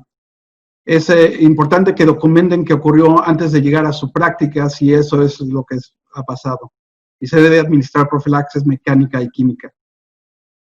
En resumen, cuidado adicional para el posicionamiento y el drapeado, imágenes precisas, reducir primero y estabilizar después, punto de entrada medial a punto del trocantero mayor, intente una distancia de tip apex distance de menos de 25 milímetros en ambas vistas y cuando esté en duda, use un clavo más largo. Les quiero agradecer a todos su atención y la muy cordial invitación. Y estamos pasando por tiempos muy difíciles a través del mundo. México y Perú sé que son hermanos latinoamericanos. Y yo espero poder algún día visitar Perú, su bello país, y platicar en persona de este tema y muchos otros. Mucho ánimo. Muchas gracias. Muchas gracias, Juan de Dios. Una excelente presentación y agradecemos también los sentimientos que nos expresa acerca de la situación difícil que hay en nuestros países en este momento. Muy bien, vamos a pasar al panel de preguntas. Tenemos algunas preguntas que nos hacen los participantes y quisiéramos empezar con una de ellas. Hemos visto en nuestro medio o en las presentaciones que acabamos de escuchar diversas opciones para el manejo de las fracturas pertrocantéricas inestables. Hemos visto cómo Martín nos explicaba bastante el uso de las técnicas de osteotomía y de medialización con el Diamond Houston. Vemos también en la presentación de Juan de Dios el uso de los clavos intramedulares, también comparado con algunos DHS. Pero una de las preguntas que nos hacen los participantes es ¿cuándo consideramos el uso de una artroplastía parcial en este tipo de fracturas? Vamos a empezar a ver, Juan de Dios, ¿qué nos dice en tu experiencia, en tu práctica, cuándo usas la artroplastía parcial como una opción de tratamiento en estas fracturas? ¿Se te fue el audio? Ahora sí. Ahora sí. Sí. Cuando hay una artrosis avanzada, cuando hay osteoarthritis avanzada y el cálcar medial es muy comminuto, es una opción. Si hay una historia de dolor en la cadera, y eso es una opción, pero tengo que decir que la gran mayoría de los casos no vamos para artroplastía cuando pasa esto. Hacemos un clavo y tiende a hacer, la deformación tiene que hacer una rotación exterior, y en este tipo de casos la rotación exterior es algo un poco conveniente. Es más difícil de aplicar el clavo en una posición supine, pero entonces es cuando la posición lateral es ventajosa.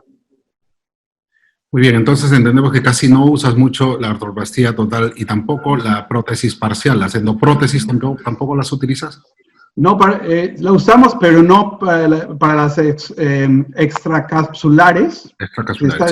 Las extracapsulares, que son todas esas que estamos discutiendo. La gran mayoría no usamos artroplastía. Perfecto. En nuestro medio, en algunos sitios sí se han utilizado. Yo creo que Guillermo Reynoso tiene un poco de experiencia en este tema. Guillermo, ¿qué ¿Qué opinas al respecto? ¿Qué nos puedes comentar? Definitivamente las fracturas intratrocantéricas inestables, de las cuales van acompañadas con una artrosis avanzada, sería la única indicación de colocar una prótesis total de cadera, ¿no? Con vástagos especiales como reemplazo de la parte proximal. Prótesis parciales definitivamente no colocamos hace muchos años por el dolor que ocasionan al poco tiempo de colocadas. Ni siquiera en las fracturas subcapitales estamos colocando prótesis parciales. Nosotros optamos, en el peor de los casos, de colocar prótesis bipolares, que son las que menos tendencia a dolor hay, pero las prótesis parciales prácticamente en nuestro servicio están contraindicadas, no usamos prótesis parciales de cadera. Perfecto, mira tú, creo que te veía alguna vez que presentabas acerca de ese tema. Marcelo, tú que tienes también mucha experiencia en este caso, ¿alguna vez has considerado el uso de prótesis, o ya sean parciales o totales, en este tipo de fracturas? Buenas noches, primero, gracias por la invitación. ¿Cómo estás, Marcelo? Yo recuerdo cuando llegué al hospital militar y tenía un jefe que a todas las fracturas intratrocantéricas le ponía prótesis parcial. Entonces tuve la ventaja de poder revisar muchas de esas, porque los pacientes quedaban con dolor, quedaban con limitación funcional, quedaban con acortamiento, y bueno, el revisarlos era también un problema porque era caro revisar el gran problema de las intratrocantéricas es que cuando se complican, es caro revisarlas. Entonces, después de eso, empezamos a tratar de mantener la propia cabeza y usar más osteosíntesis que artroplastías. Hemos hecho parciales de repente en personas en las que se estén muy postrados, que tengan que hacer una cirugía rápida, que se tengan que levantar rápido de su cama. Lo he hecho de manera ocasional, o a veces también por un tema económico, porque no todos los pacientes pueden soportar el pagar pues un clavo endomedular bloqueado de seno proximal. Estás hablando de 5.000, 7.000 soles contra una prótesis parcial que te puede costar 1.500 soles, o una bipolar que está en promedio entre 4 o 5.000 soles. Lastimosamente a veces el tema del costo juega en esto, no debería jugar, pero juega. Cuando uno pone una prótesis total para este tipo de fracturas, generalmente tiene que ser prótesis no convencional, ¿no? Prótesis con soporte calcar, que sería la prótesis ideal, porque si uno pone una prótesis de fijación primaria, probablemente tenga que usar cemento, y el cemento es el que va a hacer el apoyo sobre el calcar. Entonces es más complicado. Las prótesis con soporte calcar son prótesis que cuestan 15.000 soles, y no todos tienen pues, acceso a ponerse una prótesis de este tipo. En relación a si el paciente tiene artrosis y fractura intratrocantérica, creo que hay dos corrientes, ¿no? Unos dicen, bueno, es mejor fijar primero la fractura, que la fractura consolide y después hacer una prótesis. Porque cuando uno quiere poner una prótesis en una persona con artrosis y fractura intratrocantérica, lo más probable es que si lo hace inicialmente requiera pues una prótesis cara, que son generalmente prótesis con soporte calcar o prótesis modulares en este momento. Eso sería. Y mira, y cuando comentas un poquito del costo, o sea, si estás comparando en una prótesis parcial, en todo caso sería mucho más costo-beneficio utilizar una placa angular de 130 para una osteotomía de Diamond, que incluso el costo es muchísimo menor, y como opción probablemente tenga mejores resultados que una prótesis parcial, bueno, me parece. Yo felicito al doctor Bustamante porque creo que es de los pocos que tienen una técnica de curar para Diamond y Houston. Yo creo que el doctor Reynoso debe tener mucha amplia experiencia en Diamond y Houston. Yo tuve la suerte de ser residente del doctor Izaguirre, quien era un fanático del Diamond y Houston en sus inicios, cuando yo llegué a su residencia, y cuando terminé la residencia renegaba en Diamond y Houston porque en muchos de los casos pues no iban bien. Entonces, esa es la experiencia que yo tengo. Yo puse algunos Diamond y Houston, la verdad no me gustó mucho porque es una cirugía relativamente sencilla con la placa angulada, es un costo muy barato, pero muchos iban a la varización, se aflojaban los tornillos, no soportaban la tensión. Entonces, yo personalmente no tengo muy buena experiencia, o no sé hacer el Diamond Houston. Yo recuerdo que Izaguirre también lo hacíamos mucho y no le iba tan bien tampoco. Y al final ya terminaron haciendo otro tipo de fijaciones y dejando el Diamond Houston muy de lado, que en este momento creo que pocos están haciendo Diamond en Houston, salvo pues que no tengas otra opción para fijarla, ¿no? Ujú. Muy bien, y pasando a otro tipo de implantes también, vemos dentro de una de las primeras preguntas que veíamos era también el uso de las placas bloqueadas para fémur proximal. Hemos visto que, si bien es cierto, lo consideramos como una alternativa, pero creo que nadie en la presentación ha utilizado mayormente. Quería preguntarte a Juan de Dios, porque esta placa es una placa un poco más moderna, es una placa que también tiene un costo, y probablemente en países en desarrollo o que los pacientes que, digamos, costear el costo de, valga la redundancia, de los implantes sea un poco más difícil.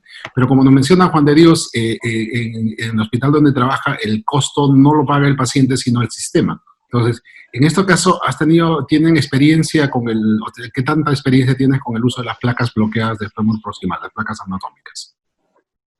Tiene este micrófono apagado, Juan de Dios. No nos gustan mucho las placas bloqueadoras. No parecen tener un gran récord. Tienden a tener bastantes non-unions, falta de consolidación. Y el utensilio o el implante favorito para ese tipo de fracturas tiende a ser el clavo. Aún y que la Gran Bretaña es un gran admirador del DHS y cosas así, pero obviamente cuando se pasa el límite y se piensa que es muy inestable, entonces más que una locking plate una placa bloqueadora, prefieren hacer un clavo. Y de forma biomecánica, también creo que hay debate respecto a si realmente funciona muy bien. Parece pequeña área de la fractura, digamos. No tienen muchos admiradores aquí, yo creo. Sí, Iván, así es. Sí, Marcelo, adelante. Sí, mira, muchos trabajos, yo creo que este es uno de las placas de cintas que no van muy bien para la cadera. La mayoría de los trabajos o artículos que uno revisa muestran complicaciones, hasta el 40% de complicaciones con este tipo de placas bloqueadas de fémur proximal. O sea, no son indicativos, y muchos muestran sus trabajos y en todos los artículos o videos de fracturas intertendotéricas que van mal, 40% van mal. Sí, eso es cierto. Digamos, cuando participamos en muchos de discusiones clínicas y vemos presentaciones en otros centros que los han utilizado mucho, si bien es cierto, hay buen resultado, pero también hay un gran porcentaje de fallas, ¿no? Hay muchas placas, creo que las placas que más se rompen en fémur proximal son este tipo de placas. O sea, probablemente la técnica tenga que ser muy, muy exigente y tener un contacto mucho más íntimo en la zona de fractura, como para que nos pueda asegurar probablemente una consolidación más rápida y el implante pueda soportar la carga, ¿no? Muy bien, también ahora cuando hablamos, si estamos más o menos sacando conclusiones, teóricamente estaríamos hablando un poquito más a favor en este tipo de fracturas de los clavos intramedulares. Sabemos que uno de los grandes problemas de los pacientes mayores, como hemos estado hablando, es la osteoporosis. Entonces, yo no sé, Juan de Dios, ¿qué opinas en el caso de los implantes con aumentación, ¿no? O sea, tenemos la aumentación con cemento, que teóricamente nos da mayor estabilidad en huesos muy, muy porosos, pero sin embargo también alguna literatura no es tan concluyente, o nos faltaría un poco de literatura. En la experiencia de ustedes, no sé qué tanto lo han utilizado y qué nos puedes comentar. Cuando hice mi fellowship o posgrado, como se dice en español, en Canadá, conocí a muchas de las personas que estaban desarrollando estas tecnologías, y ellos juraban por aumentación. Pero aquí en Inglaterra no, yo creo que son un poco más sospechosos de estas cosas, y no la usamos todo el tiempo. Yo no la he visto ni una sola vez en Inglaterra siendo usado. No, como dice usted, no hay gran evidencia que haga alguna diferencia. Sería interesante ver si se hace un estudio mucho más grande, pero no, al momento no hay gran evidencia que haga alguna diferencia. ¿Tú no quieres comentar algo, Guillermo, en cuanto a la aumentación en los casos de fracturas con hueso muy poroso? Nosotros hemos usado muchas oportunidades, nos da cierta tranquilidad, ¿no? El usar, pero solamente nos da tranquilidad. El asunto es el TAD, tener un clavo muy bien colocado a una distancia adecuada. Eso nos va a dar la mayor seguridad de que esto no va a migrar, ¿no? Pero sí hemos usado con cementación, como te digo, es un clavo muy caro, su método es muy caro, pero ahí le da la tranquilidad al cirujano más que al paciente, ¿no? Sí, yo creo que sí, de acuerdo. Bien, mira, dentro de la presentación que nos hacía, uno de los temas sí que nos sigue preocupando es la mortalidad, ¿no? Digamos, en el Hospital Honorio Delgado, ¿cuál es la estrategia para tener el mejor resultado posible dentro de del manejo que tú tienes? Normalmente, ¿qué utilizas? Porque en tu presentación no se nos quedó eso que íbamos a ver al final, ¿cuál es la experiencia de tu hospital? ¿Qué hacen en el Honorio Delgado para las fracturas perotrocantéricas inestables? ¿Cuál es el manejo? Gracias. En realidad, para el tratamiento de las fracturas intertrocantéricas, como ya lo ha mencionado el doctor Robinson, creo que la medicina basada en evidencias nos muestra claramente de que en las fracturas estables intertrocantéricas puede ir bien con cualquiera de los métodos de tratamiento, pero se utiliza el DHS. Pero en las fracturas inestables, creo que la evidencia ya muestra en la mayor parte de casos de que debe hacerse con un clavo intramedular. Pero nosotros en el Hospital Honorio Delgado hacemos una medicina basada en evidencias, pero creo que también debemos combinar con una medicina basada en subsistencia.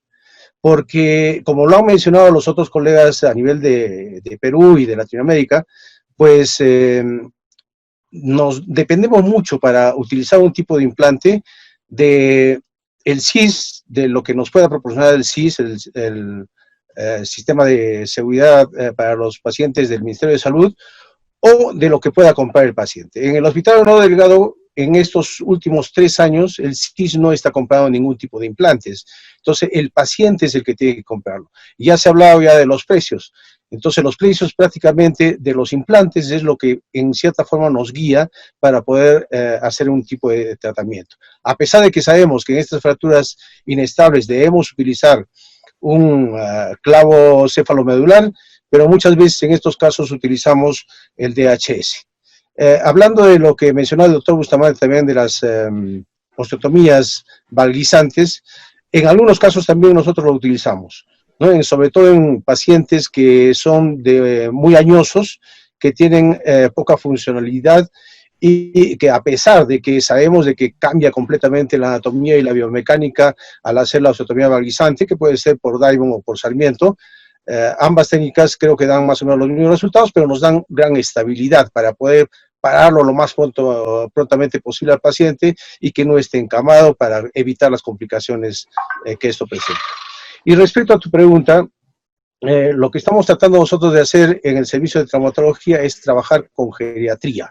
No tenemos todavía un servicio de ortogeriatría bien establecido, pero estamos en ese camino. Trabajamos con los pacientes que tienen fractura de cadera, los hospitalizamos en traumatología y tenemos una buena coordinación con geriatría para que ellos pasen visita casi junto con nosotros, dando las indicaciones respecto a las comorbilidades y el manejo de las mismas antes de la operación y también en el postoperatorio. Lo que nos falta sí bastante, yo creo que es trabajar un poco más pegado a lo que es rehabilitación, porque el servicio de rehabilitación no tiene personal completo adecuado como para que pueda colaborarnos en este tipo de pacientes en su manejo postoperatorio. Perfecto. Muy bien, yo no sé si Guillermo, ¿quieres hacer algún comentario adicional? Sí, hemos visto dos realidades, ¿no? La realidad del doctor Robinson, donde se usa el clavo cefalomedular, que definitivamente eso va a llegar a ser el gold estándar. Pero tenemos que ver qué es lo que queremos hacer nosotros cuando nos llega una fractura inestable, ¿no? Básicamente, cuando nos llega una fractura inestable tenemos que hacer o conseguir un alineamiento entre el cuello y la diáfisis temporal. Ese es uno de los objetivos, para que pueda soportar las cargas. O hay que permitir un hundimiento controlado, que es el uso del clavo el PFN o algunos clavos medular.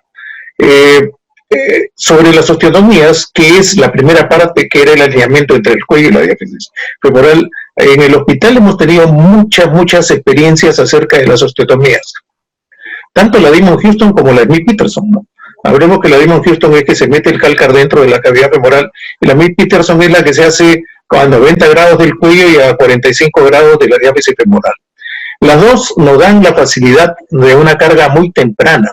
Nosotros teníamos pacientes, primero que es una operación sencilla, una operación rápida, que en 40 minutos, 45 minutos se podía hacer. Y el beneficio que tenía esta cirugía era que a los pacientes al tercer o cuarto día ya los hacíamos caminar con apoyo de la pierna, siempre y cuando el clavo hubiera sido la lámina, porque usábamos nosotros más las placas anguladas, hubiera sido colocado en una posición correcta, el paciente podía caminar. Es cierto que al hacer la osteotomía tendríamos que ver si es que hay alguna deficiencia en la angulación de la rodilla, porque definitivamente nos altera la biomecánica de la rodilla, pero como solución inmediata ante una falta de los clavos cefalomedulares, ante no tener un intensificador de imágenes o una mesa de tracción para hacer, creo que todavía se puede tener estas opciones en ciertos centros que son todavía limitados en poder hacer cirugía de más complejidad. Muy bien, totalmente de acuerdo. Y Marcelo. En relación al tiempo que decías del tiempo de cirugía, bueno, uno debe tratar de operar lo más precoz posible. Sin embargo, en nuestra realidad no es así, ¿no? De repente en clínicas privadas sí, pero en nuestros hospitales es difícil. Por ejemplo, en nuestro hospital militar muchas veces tenemos que ir, tiene que ir a la compra, tiene que haber una cotización, tiene que haber una ¿cómo se llama? 3 casas tienen que presentarse, entonces todo eso demora 3-4 semanas a veces. Y el problema es que el sistema de salud no se da cuenta que esto en realidad en vez de favorecer encarece, y nadie del gobierno ni nadie le da una solución a esta pandemia de fracturas intertroncantéricas, que en realidad son al año el 50% de pacientes está falleciendo. Entonces, el sistema de salud no le está dando la debida importancia de cómo poder solucionar este tipo de fracturas en que se operen dentro de las 48 horas, al menos los que puedan operar si no tengan estas complicaciones. Creo que esto ya escapa un poco de nuestras manos, ya está en manos de los gestores, y creo que los gestores no están trabajando bien. Por eso es que las fracturas intertroncantéricas en todo el mundo, los trabajos demuestran no tan buenos resultados todavía.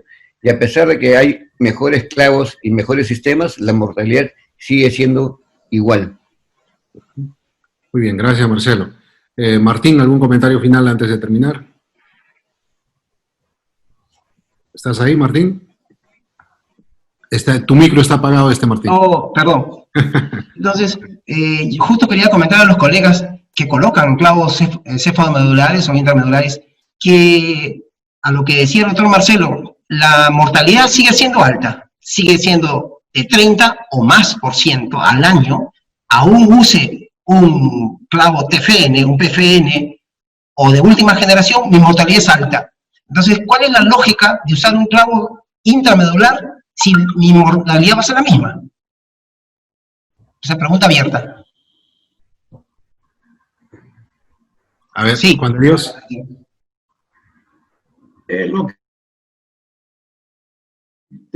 No sé si fue usted, doctor, o alguien más, que mencionó que los Estados Unidos bajó su mortalidad a como 21.9% al año y que no pueden bajar más de eso.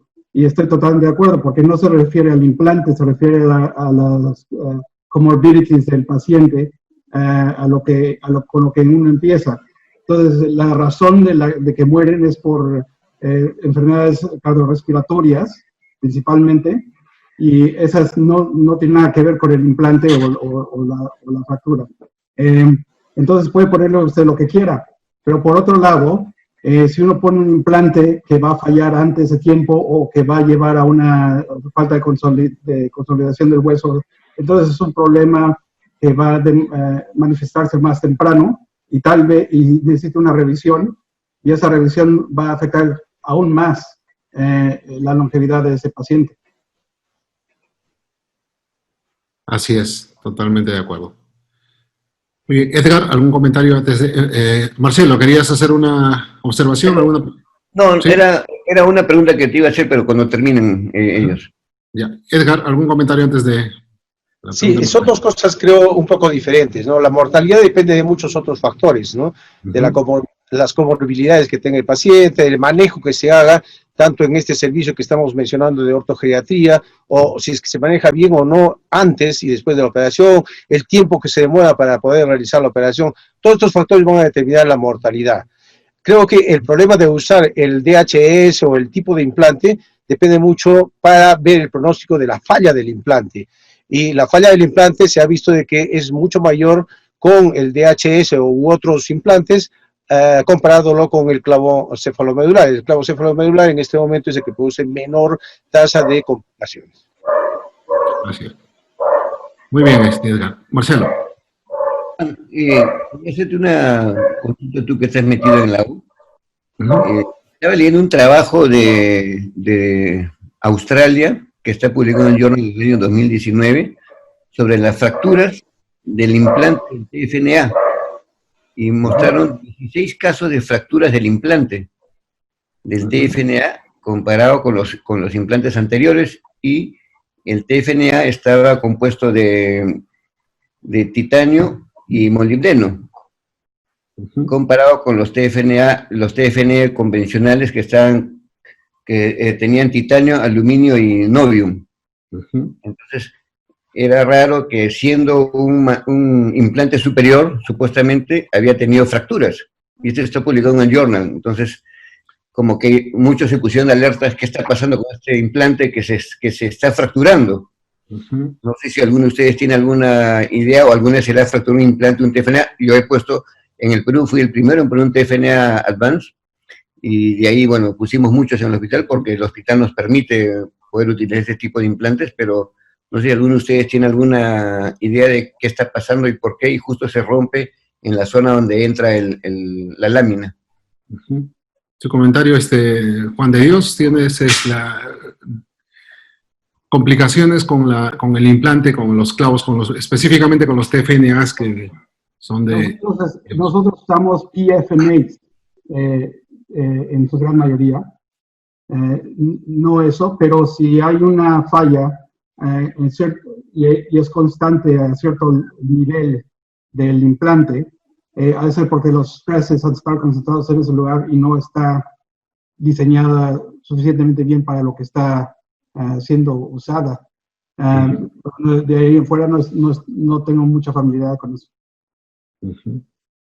Sí, tampoco nosotros hemos utilizado, en realidad utilizamos como técnica estándar el uso digamos, para fracturas pertrocantéricas inestables, los clavos.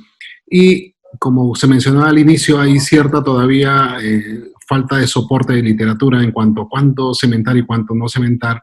Pero básicamente para América Latina, cuando discutíamos un poco en diferentes foros, se aceptaba de que para pacientes muy osteoporóticos por encima de 80 años, el uso digamos, de la cementación podría ayudar, pero todavía digamos, la literatura no es muy contundente al respecto, y como decía Guillermo, probablemente lo utilizamos y nos da un poquito más de tranquilidad en esos huesos muy porosos para poder hacer una carga precoz, pero todavía, digamos, la experiencia nos soportará si es que efectivamente tiene o no un beneficio real. Muy bien, ya no queremos extender.